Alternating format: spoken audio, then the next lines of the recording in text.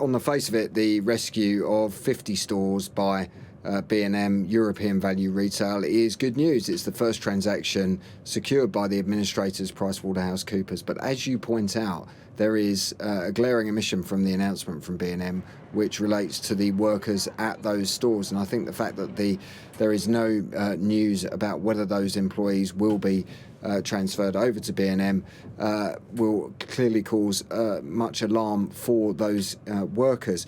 The other point to make this morning, Ian, is that deal would not have been struck by PwC if the broader rescue deal with Doug Putman was on track. And as I understand it, that deal now looks like it's being radically reshaped. There is still a dialogue going on between Mr. Putman and PwC, but if it does transpire that there's a deal between them, it will be a much smaller one than the originally envisaged 300 stores or more.